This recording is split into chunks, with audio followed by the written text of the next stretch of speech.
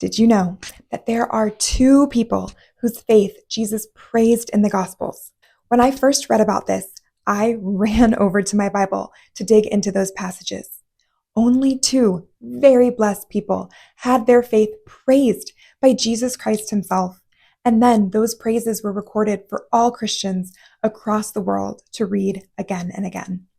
It's easy to assume that those people must have been those who were very close to Christ, like one of the apostles, or at least that maybe it was one of those devout Jewish followers of Jesus. But I was shocked to discover that it was not the apostles nor the close devout followers of Christ. And when I discovered whose faith actually was praised, it really made me question whether I, as a cradle Catholic who considers myself devout, would have been among those who Christ praised.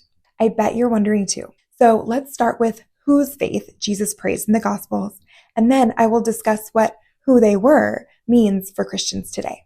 It's important to note that there were several people who Christ acknowledged their faith as the reason for their healing or salvation. So as an example, the woman who had a hemorrhage, her story is told in Matthew 9, Mark 5, and Luke 8, and you might be familiar. So when she touched Jesus' garment, she was healed, and Jesus said, "Daughter, your faith has healed you.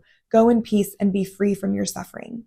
While this is an acknowledgement of her faith, it's not a direct compliment, and so I did not include these biblical characters in the analysis.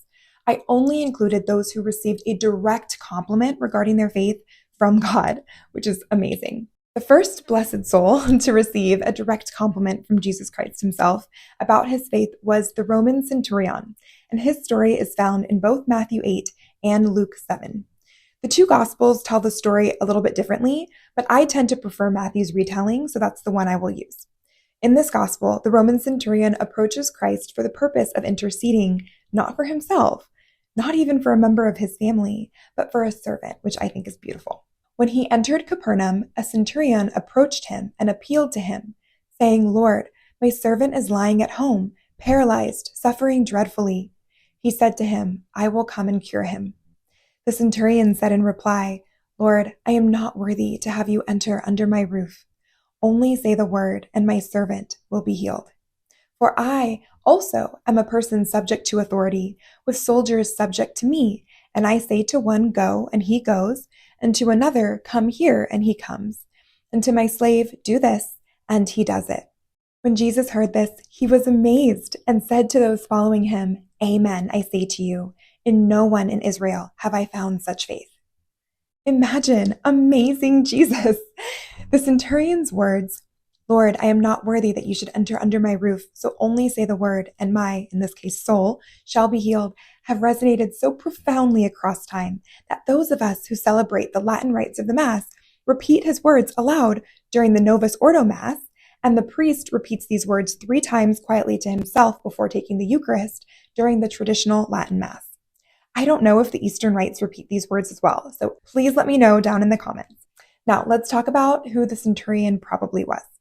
While Roman centurions were not required by law to be pagan, they were expected to participate in state religious rituals, which included offerings to the Roman gods and emperor worship.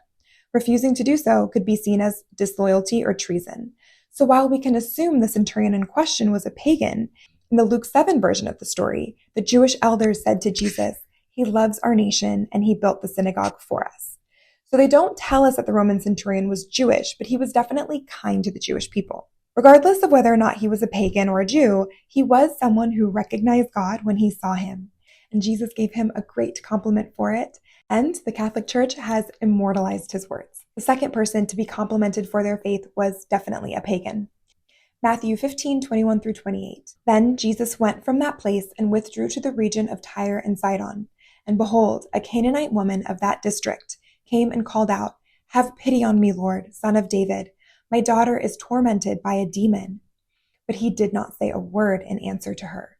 His disciples came and asked him, "Send her away, for she keeps calling out after us." He said in reply, "I was sent only to the lost sheep of the house of Israel." So she definitely wasn't Jewish. But the woman came and did him homage, saying, "Lord, help me." He said in reply, "It is not right to take the food of the children and throw it to the dogs." And she said, "Please, Lord, for even the dogs eat the scraps that fall from the table of their masters." Then Jesus said to her in reply, "O woman, great is your faith. Let it be done for you as you wish." And her daughter was healed from that hour. Great is your faith. Wow. So here we have two people, a man and a woman, both pagans, one pagan for sure, both interceding not for their own healing, but for the healing of another. Sandra Schneiders, a nun and professor of theology at the Jesuit School of Theology in Berkeley, says the following about these stories. In the New Testament, faith is not presented as a univocal notion. Jesus praised the faith of people who not only did not know who he was, but who did not share the monotheistic belief of Israel. In one case, he said of a pagan, "Truly I tell you, in no one in Israel have I found such faith." In another, he granted the petition of a Syrophoenician woman, which is how she's described in the Gospel of Mark, saying to her, "O woman, great is your faith." Faith, then, is not exclusively adherence to a revealed law. What it seems to mean in such cases is a fundamental openness of the person to transcendence. What people whose faith has saved them seem to have in common was their resistance to the primordial human temptation to make oneself the measure of the possible. These people were willing to accept the possibility that something could exist, could act, that went beyond their own knowledge and powers. They were willing to appeal for help and to accept it from a source they did not understand or control. If I were to be completely honest with myself, I would acknowledge that I fall short of this openness to transcendence. For the longest time, I stopped myself from growing closer to God in prayer because I was enraptured by the intellectual study of God. I wanted to be and sound smart like those who I admire and who are so good at defending the faith online. And this isn't something I just struggled with in the past. This is something I struggle with every day.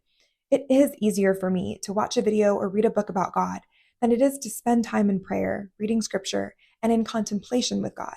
Additionally, I'm embarrassed to admit that when I do go to God in prayer, I'm usually praying for me. Of course, I do pray for my kids, my husband, my family, and friends, and those I can think of who have asked for prayers and who I've offered to pray for. But the longest portion of the conversation is honestly spent talking about my cares and my concerns. So I have definitely been convicted by these two stories.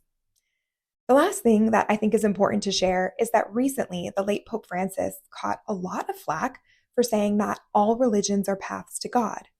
Many Catholics online tore that phrase apart, saying that he was advocating for universalism, pantheism, and some even said that the Holy Father was a heretic, which looking back is just absolutely horrific. It's important to acknowledge what Pope Francis did not say. And I just want to note here that I got this concept from the YouTube channel, The Fire Divine. I absolutely loved his video on this topic, so I will link it below. Pope Francis did not say that all religions are paths to salvation. Salvation only comes through Jesus Christ, but all religions in some way are humanity's way of seeking transcendence. And that willingness to seek something above and outside of yourself is the search for God. Pope Francis was advocating for healthy interreligious dialogue, where the conversation can start with something like, "I can see that through your religious practices you are seeking God," rather than, "All your gods are demons and you're going to hell." Can you get a sense of the difference between those two conversations and how, in light of the faith Jesus praised in the Gospels, the first statement is likely the truer statement of the two? Honestly, after reading these stories, I would definitely hesitate to condemn anyone because how do I know that they don't have a faith Jesus would actually praise? The story of the Magi, which I write about and discuss extensively, is another example of Gentiles being led to Christ using their own religious practices. The Vatican II document Nostra Aetate dives even deeper on this subject in case you want to dig in further. Now, as with Pope Francis, please note what I am not saying. I am not saying other religions are more true or more correct than Catholicism. I am also not saying that salvation exists outside of Jesus Christ. I am saying that we do not understand the ways of God and we shouldn't pretend to. Before we point the finger at ourselves or pride ourselves with the correctness of our faith, let's ensure that we are exemplifying a faith that Jesus would praise, a faith that is humble, internal, and in the service of others. Thank you so much for watching, and I want you to know too that my channel blew up after my recent video on Voice of Reason's latest debate, and I have over 500 new subscribers, which is so amazing and exciting. And I want you to know that part of my new practice of intentionally seeking others to pray for includes praying for all of those who subscribe to my channel and who like and watch my videos. So I truly hope to be a blessing in this space because there tends to be a lot of noise and contention. So I also ask that if you are seeing this, please pray for me. I can see the channel growing every single day, which is amazing, but I don't really know what that will mean going forward. And it's really important to me that I remain authentic to Christ's mission for me online. So if you could please just pray that I glorify God in all that I do, I would really appreciate it. Finally, if you like this video, you will love my recent video on Pope Leo XIV. And so I hope that you watch that next. God bless you. Bye, everyone.